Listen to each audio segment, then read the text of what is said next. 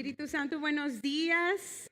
Buenos días a todos. Mi nombre es Jackie, soy la pastora de Espíritu Santo y quiero darle la bienvenida a todos los que nos visitan por primera vez y a los que están conectados también en nuestro live streaming. Estamos muy contentos. En Espíritu Santo creemos que no tienen que ser perfectos para pertenecer a la casa de Dios. Dios te encuentra ahí donde estás y Él te acepta y Él te ama y también nosotros decidimos hacer lo mismo. Así es que bienvenido a Espíritu Santo y espero que esta sea la primera y no la última vez que nos acompañas. También tenemos un regalo para ti en la mesa de información, así es que no te vayas sin recibir ese regalo.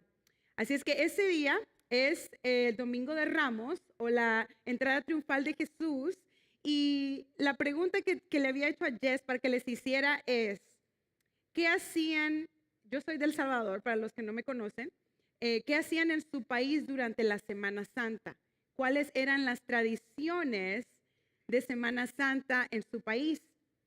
Y en mi país, El Salvador, tengo unas fotos ahí atrás, ¿qué es lo que nosotros hacíamos? Una de ellas era lo que le llaman la devoción del cielo, y era que agarraban el aserrín de la madera y lo pintaban y hacían estas como artes en el suelo. Entonces uno podía caminar durante la Semana Santa a diferentes ciudades. ¿Cuántos son del Salvador aquí? Creo que no hay muchos aquí del Salvador que se acuerdan de eso. Pero eso hacíamos durante la Semana Santa. También se comían las tortas de pescado seco. Creo que en otros países también se comía el pescado seco. Y en esa temporada en El Salvador, porque es un país muy tropical, mi mamá siempre nos hacía la jalea de mango. Y recuerdo que mi mamá siempre le daba un colorante y la hacía roja, lo cual a mí me gustaba. Y de repente, un día que se le acabó el colorante y me la dio a María, yo dije, no sabe igual, no es igual. Y me decía, es lo mismo, solo que no tiene el color rojo. Yo le digo, no sabe igual. Pero eso es lo que hacía también durante la Semana Santa. Incluso le dije, mami, si viene alguien, está en El Salvador, me mandas un poco de jalea de mango. Y otra cosa que también se hace típico en El Salvador es ir a la playa. En El Salvador normalmente desde este domingo entra una semana donde no se trabaja, lo cual sé que aquí quisiéramos que fuera así en Estados Unidos, pero no es así. La pregunta para usted es, ¿qué hace usted o qué hacía en su país para prepararse a Semana Santa? Para algunos era una tradición, ¿no? Ir a la playa, comer pescado, pero para otros es un tiempo de consagración. Es un tiempo donde nosotros reflexionamos en lo que Jesús hizo en la cruz. Y este día invitamos a toda la iglesia para que ayune con nosotros desde el lunes hasta el domingo que tendremos la Santa Cena o un evento de una cena. Así es que todos los que no han escuchado acerca de esto, tenemos una cena gratis que vamos a hacer el viernes a las 6:30. Así es que al final tenemos flyers para que usted pueda registrarse porque va a ser gratis y necesitamos saber cuántas personas van a llegar. Pero los invitamos a que puedan prepararse espiritualmente esta semana para ayunar y preparar qué significa la Semana Santa. En mi persona he preparado para cada día lo que Jesús vivió y vamos a aprender el día de hoy lo que significa esto de Domingo de Ramos o la entrada triunfal. Entonces, esto es lo que en El Salvador se hacía, en México, en Ecuador, donde usted sea de Venezuela, a República Dominicana, usted sabe lo que se hacía culturalmente como una tradición, ¿verdad? Pero en la Biblia sabemos que la Biblia tenemos que entender el contexto cultural judío. ¿Y qué era la Pascua para los judíos? ¿Qué significa la Pascua para los judíos? Era una de las muchas celebraciones o fiestas de cada año. Y la semana, la Pascua también se celebraba por 8 días, o sea que empezaba el domingo antes del domingo de resurrección. Entonces, para los judíos, la Semana Santa o la Pascua, podríamos decir, era la celebración de la libertad o la redención del pueblo de Israel de la esclavitud de Egipto. Entonces, los judíos se preparaban toda la semana para celebrar eso y hacían diferentes cosas. Y lo interesante de todo eso es que venían personas, judíos, de todos los alrededores a la ciudad de Jerusalén. Era en Jerusalén donde tenían que celebrar la Pascua. Era en Jerusalén donde venían, todos se juntaba y habían ventas de diferentes cosas que ocupaban para la cena o para celebrar la Pascua. Habían venta de especies amargas que representaban el tiempo de amargura de esclavitud, porque el pueblo de Israel estuvo 400 años como esclavo en Egipto. Había también ventas de animales, porque se hacía el sacrificio para el perdón de pecados. Y había también rituales de limpieza, porque se decía que si los judíos habían estado en países o en ciudades o en lugares con personas comunes o paganas, para poder ellos estar en congregación y celebrar la Pascua tenían que limpiarse. Gracias por apagar los ventiladores. Ya siento que me escucho más. Tenían que limpiarse. Entonces, era una preparación de 8 días. Era una preparación de 8 días. Entonces, este domingo, Jesús con sus discípulos decide ir a celebrar la Pascua a Jerusalén. Entonces, encontramos en todos los evangelios, en Juan, en Mateo, en Lucas y en Marcos, esta entrada triunfal. Los 4 es un evento muy importante para nosotros como cristianos y hoy vamos a aprender. Entonces el día de hoy vamos a decidí leer de Mateo, así es que busque Mateo capítulo 21 y vamos a leer los primeros 11 versículos de ese capítulo. Y puedes seguirme en la pantalla también. Entonces, vamos a irnos a Mateo capítulo 21 del 1 al 11. Y dice así: cuando se acercaron a Jerusalén y vinieron a Betfagé, al monte de los olivos, que es como una colina antes de entrar a Jerusalén, Jesús envió 2 discípulos, diciéndoles: id a la aldea que está enfrente de vosotros y luego hallaréis una asna atada y un pollino con ella. Desatadla y traédmelos. Y si alguien os dijere algo, decid: el Señor lo necesita, y luego los enviará. Todo esto aconteció para que se cumpliese lo dicho por el profeta cuando dijo: decid a la hija de Sión, he aquí tu rey viene a ti, manso y sentado sobre una asna, sobre un pollino, hijo de animal de carga. Y los discípulos fueron e hicieron como Jesús les mandó. Y trajeron el asna y el pollino y pusieron sobre ellos sus mantos, y él se sentó encima. Y la multitud, que era muy numerosa, tendía sus mantos en el camino, y otros cortaban ramas de los árboles y las tendían en el camino.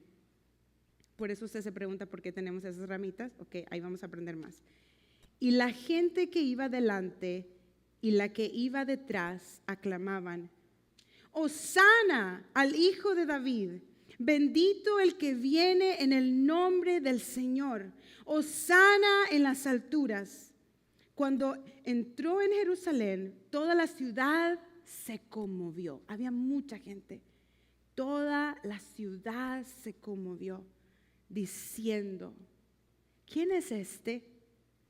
Y la gente decía: este es Jesús, el profeta de Nazaret de Galilea. Iglesia, el día de hoy quiero que aprendamos 3 puntos en esta historia. Número 1, la obediencia de los discípulos. Número 2, la promesa del Mesías cumplida. Y número 3, la respuesta de la multitud ante el Mesías. Lo primero que vemos en todos los evangelios siempre dice: mandó 2 discípulos. Todos sabemos que tenía Jesús 12 y habían más, y habían las mujeres que no las cuenta la Biblia. Pero no sabemos quiénes eran de los 12. Pero sí sabemos que estos 2 fueron bien obedientes. Estos 2 discípulos se les dio pocas instrucciones, y podríamos decir bien como bien generales o bien no tan específicas, específicas pero no tan específicas. Porque les dice, id a la aldea que está enfrente de vosotros. Y luego hallaréis una asna atada y un pollino con ella, y desatadla y traédmela. No les dice, vayan a la casa de Pedro y pregunten y miren si están ahí. Solo dijo, vayan a esa ciudad enfrente y van a ver ahí a una asna mamá y a un bebé que nunca ha sido montado y tráiganlo. Usted se imagina que alguien le diga, o que yo le diga a usted, vaya y agarre eso sin preguntar, ¿verdad? Nos dice la historia que había una relación ahí entre Jesús y esas personas, pero no sabemos, no, la Biblia nos dice si los discípulos sabían. Y después Jesús les dice, y si les preguntan decir esto, el Señor los necesita. Me llama mucho la atención porque la obediencia de los discípulos es como inmediata. Es inmediata. El asno representa paz, porque normalmente los reyes cuando venían a una ciudad venían en un caballo que representaba victoria o guerra, pero el asno representa paz. Jesús sabía que tenía que ir en un asno para completar la profecía de Zacarías 9:9. Y no solo eso, en la Biblia vemos también diferentes reyes en judíos que venían en asno, o sea, representando realeza también. Y vemos cómo el asno representa también liberación, porque en Éxodo 4:20 encontramos, después de que el pueblo de Israel estaba 400 años esclavo, oprimido, clamando a Dios, Señor, sálvanos, sálvanos. Sabemos la historia que Dios llama a Moisés, y Moisés del monte de Oreb viene a Egipto en una asna con su familia. Entonces el asno, sabían ellos que representaba también redención y libertad, representaba paz. Y estos dos discípulos fueron parte de cumplir la promesa. Fueron parte de lo que Jesús vino a hacer aquí a la tierra, por su obediencia. ¿Qué tal si los discípulos se hubieran puesto a cuestionar a Jesús? Pero la Biblia no dice eso. La Biblia dice que ellos fueron obedientes y hicieron tal como Jesús les había dicho. Jesús tenía que entrar de esa manera para cumplir la promesa de Zacarías 9:9. En un burrito, un asno que nunca fue montado. Y eso también representaba un milagro. Por eso traía a la mamá ahí, para que Jesús pudiera entrar y podría decir como amansar ese burro en ese momento. Entonces encontramos que los discípulos por su obediencia fueron parte de esta profecía cumplida. Y lo otro que vemos es que ellos clamaban. Cuando la multitud vio a Jesús, porque en este tiempo de la Pascua, cuando se celebraba la Pascua, los judíos estaban pendientes del Mesías. Ellos ya sabían que la Pascua significaba redención y libertad, porque después que sacó Moisés al pueblo de Israel de Egipto, de la esclavitud, les dijo, celebren la Pascua para recordar, para conmemorar lo que yo hice, las plagas y cómo lo saqué. Todos los detalles de la Pascua tenían que ver con el Éxodo. El pan sin levadura significa de que los israelitas salieron tan a la carrera que no esperaron que el pan y la levadura creciera, y por eso es pan sin levadura. Todo tiene un símbolo, un significado. Entonces, vemos de que los israelitas o los judíos en el tiempo de la Pascua estaban esperando el Mesías. Si Moisés fue nuestro libertador, esperamos otro libertador. Esperamos otro como Moisés, otro profeta que venga a libertarnos, que venga a salvarnos.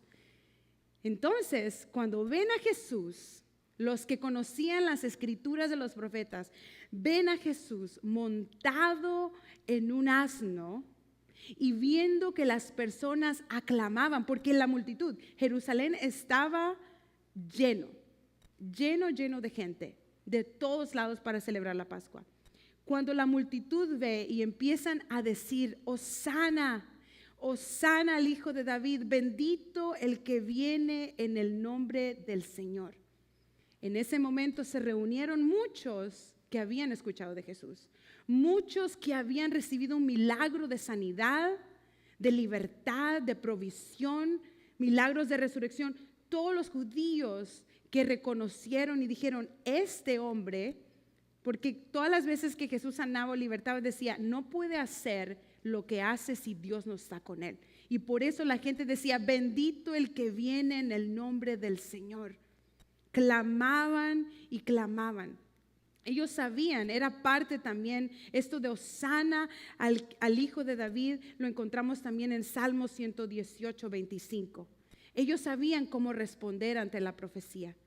Habían muchos que lo reconocían como el Mesías, no solo como un profeta que sabía hacer milagros, pero muchos lo reconocían como su Salvador.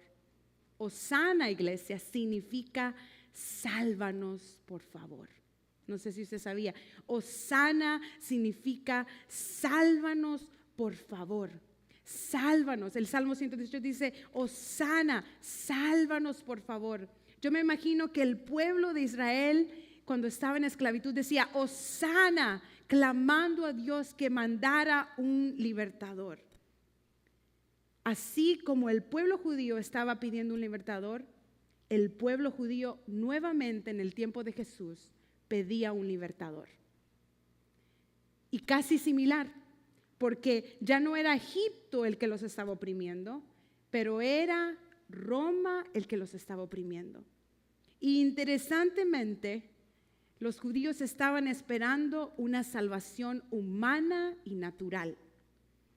Ellos estaban esperando que viniera un Mesías. Y si ustedes han visto Chosen, no me pagan por dar un extra aquí, pero normalmente los discípulos, y saben, sí, es uno de mis favoritos, el celote, el que era de guerra, ellos estaban esperando al Mesías para pelear y destronar a Roma.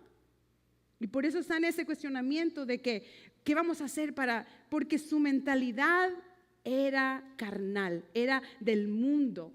Ellos querían un salvador que viniera a quitarles de los problemas de los taxes, de la opresión, de que si un romano, no importa qué estuvieras haciendo, venía con su armadura toda pesada y su cargamento y todo lo que tenía, y te veía a ti, Andrés, y no importa lo que estuvieras haciendo, y te decía, cárgame esto por una mía. Era una ley. No solo eran los taxes, eran diferentes leyes que el pueblo judío se estaba sintiendo oprimido. Entonces ellos esperaban un Mesías que los libertara, que los redimiera de este gobierno político. Pero Jesús, ese no era el plan de él. No era el plan de Jesús cambiar simplemente un gobierno, pero ir más profundo de un sistema. Jesús vino a cambiar el corazón. Él se vino a la raíz, a lo que puede cambiar el mundo entero. No podemos cambiar un sistema y se cambia superficialmente, pero si cambiamos el corazón de un padre de familia, cambia la familia. Si cambiamos el corazón de un líder comunitario, cambia la manera que está haciendo las leyes y haciendo las cosas. Si cambiamos el corazón de una directora de una escuela, cambia cómo se mueve todo. Jesús vino a cambiar la raíz, el corazón. Pero había en esa multitud dos tipos de personas. Unas personas que habían sido partícipes y recibidoras de un milagro, de una sanidad, de una libertad, de una provisión, ¿verdad? Como la pesca milagrosa de Pedro, como la liberación de María Magdalena con muchos demonios. Querían eso. Y tal vez nosotros, cuando pensamos en Dios, Hosana, cuando pensamos en Jesús, estamos como los judíos, también queriendo una libertad humana, natural, carnal de este mundo.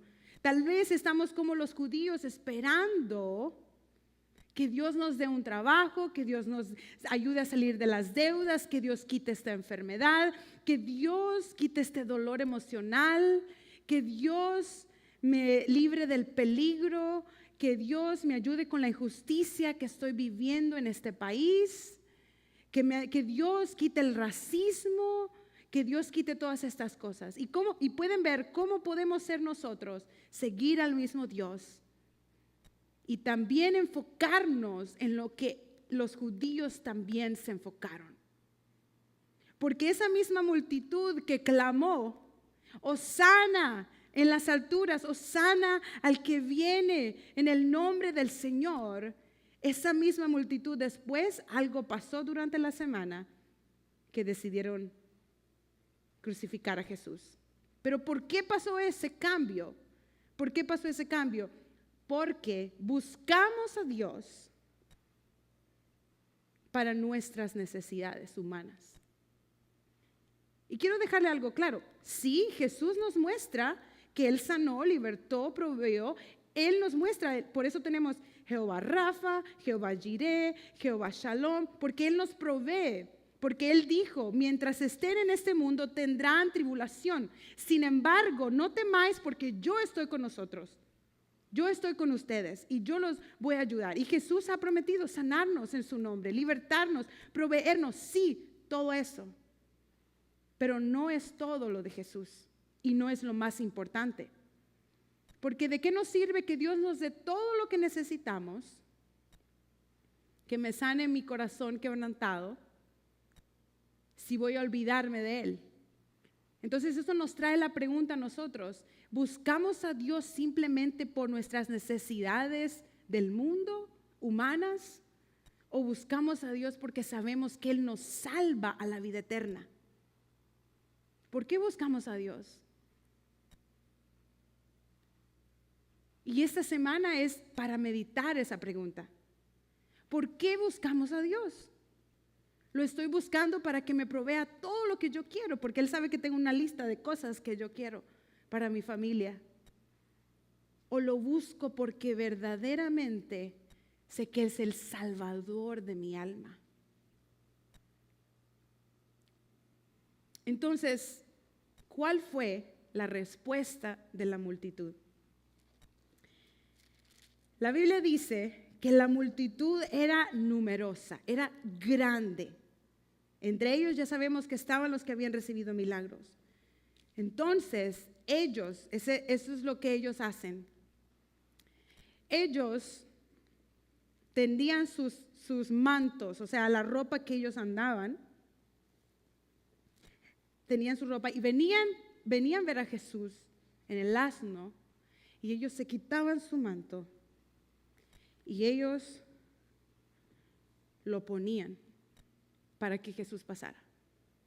Era un símbolo de honra, era un símbolo de lealtad, era un símbolo de apoyo, era un símbolo como una alfombra roja que se le ponía al Mesías. Las ramas, dice que ellos cortaban las ramas de los árboles y las ponían igual.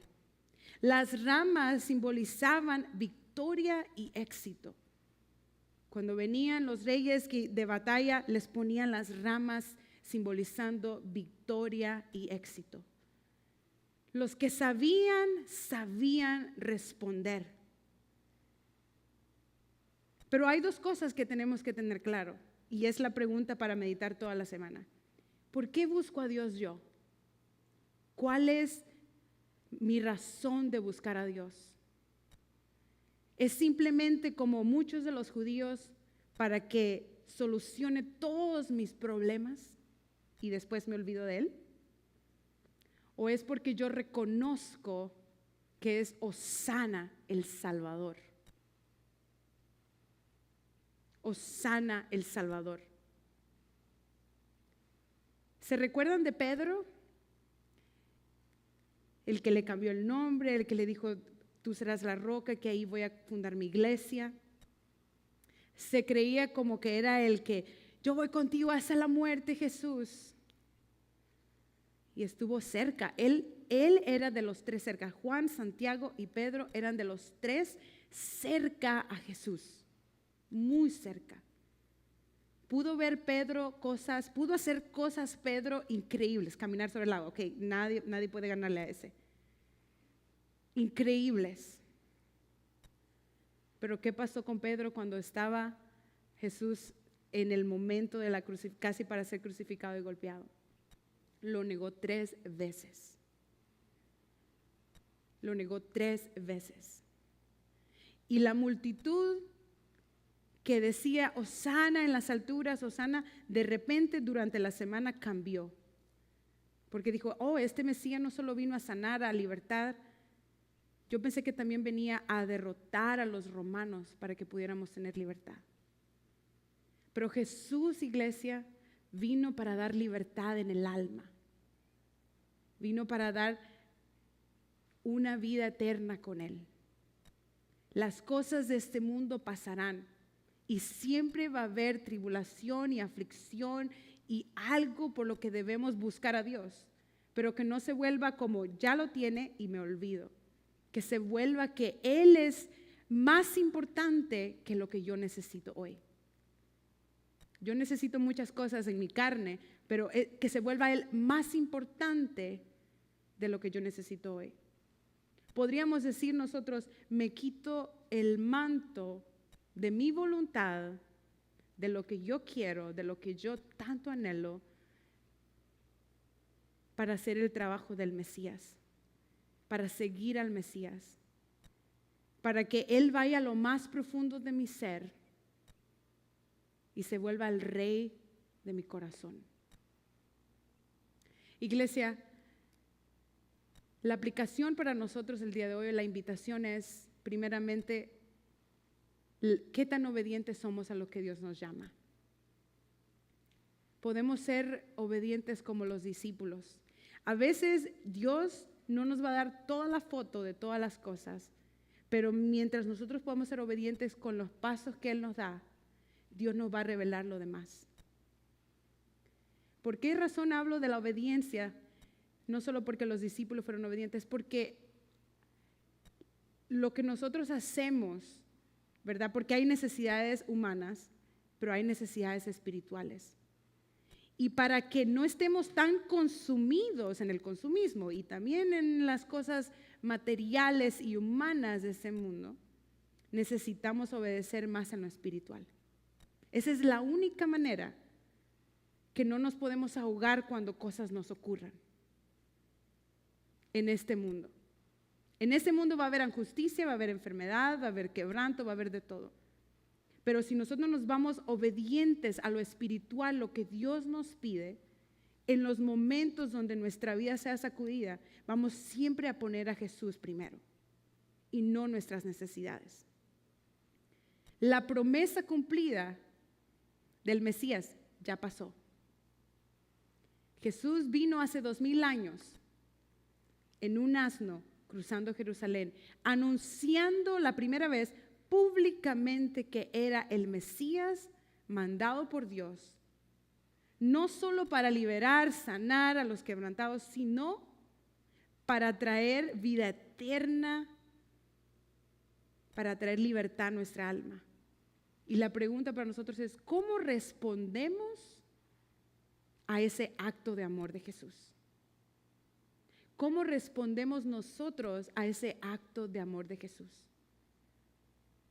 Y la respuesta no solo es cuando me dé todo lo que yo necesito. Es irnos más profundo en lo espiritual, en la vida eterna, en lo que verdaderamente importa, en lo que nadie te va a quitar, en lo que va a estar siempre. ¿Cuál es la respuesta? Cuando yo pensaba en el manto, decía, Señor, ¿cómo puedo yo, Jackie, con lo que yo estoy experimentando, tirar mi dolor y toda mi voluntad para que tú seas primero en mi corazón, para que tú reines y puedas entrar más profundo en mi corazón? Póngase de pie. Y puede pasar el grupo de alabanza para prepararse. Nuestra razón de adorar y de decir Hosana al que vive tiene que ser diferente. Me encantan las tradiciones que hacemos en Semana Santa, pero es más que una tradición, es un acto del corazón. El Rey Jesús se despojó de su trono y se vino humildemente al mundo haciéndose hombre. El Rey Jesús no vino a ser servido, pero vino a servir al mundo. Ese es el Jesús, el Mesías que nosotros servimos. El Rey Jesús no vino con ejércitos. Denme un segundo.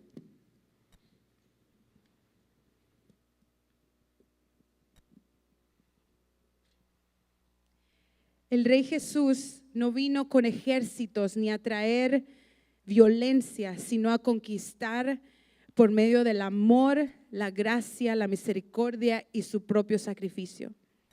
El Rey Jesús no vino a conquistar un gobierno, pero vino a conquistar corazones. Su reinado no es de una paz temporal, pero una paz eterna con Dios. Así es que la pregunta para nosotros es, ¿hemos dejado entrar a lo más profundo a ese Rey, a ese Mesías que servimos nosotros? Vamos a cantar y después vamos a orar juntos.